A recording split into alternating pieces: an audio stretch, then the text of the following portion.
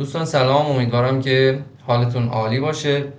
این ویدیو رو تقدیم میکنم به اونایی که با نرم افزارهای دیگه مثل کتیا کار میکنن و قصد استفاده از تول باکس سالید ورکس رو دارن. فرضاً میخوان یک بیرینگ و یا پیچ و مهره و یا استراکچر رو از سالید ورکس استخراج کنن و وارد محیط کتیا کنن. اشتباه اولی که انجام میشه این که فکر میکنن چون بیرینگ و یا پیچ و مهره یک پارت هست باید وارد محیط پارت بشم که این اشتباه هست. حالا من یک بار اینو انجام میدم، وارد محیط پارت میشم. از قسمت راست دیزاین لایبرری روی تول باکس کلیک میکنم، اد این رو میزنم که فعال بشه. وارد فرزن استاندارد دین میشم، وارد پوشه بولت اند اسکرو میشم. این قسمت هگز بولت استراکچر رو انتخاب میکنم. این پیچ رو باید بگیرید و درک کنید وارد محیط سفید. اینجا از شما میپرسه Are you trying to make a drive part؟ اینجا No رو میزنم، Open read only رو میزنم.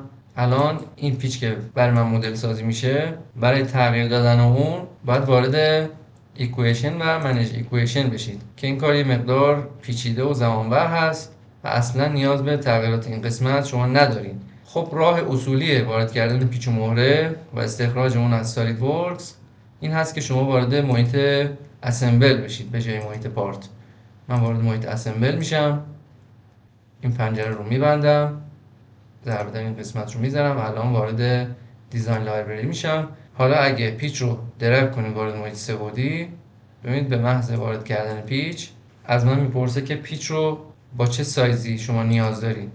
این قسمت تنظیم سایز پیچ هست. من فرضاً پیچ M20 رو میخوام. برای طول پیچ هم میتونم اینجا به صورت حدودی تغییر بدم و یا از قسمت سمت چپ از این قسمت لنت اونهایی که استاندارد موجود هست رو برای من اینجا نمایش میده، فرضاً روی 50. از قسمت فینیش هم میتونم واشر فیس و یا نو واشر فیس، یعنی برای این قسمت نو واشر فیس رو انتخاب کنم.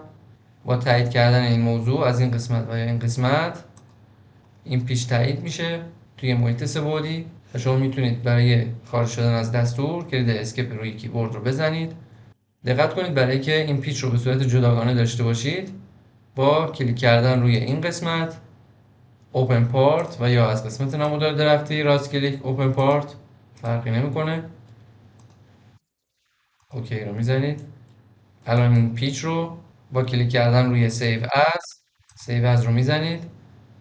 فرضاً من این رو روی دسکتاپ با یک اسم دیگه اون رو ذخیره میکنم.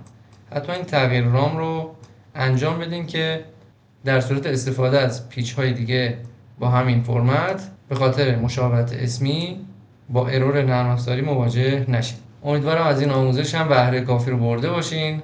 تا جلسه بعد، خدا نگهدار.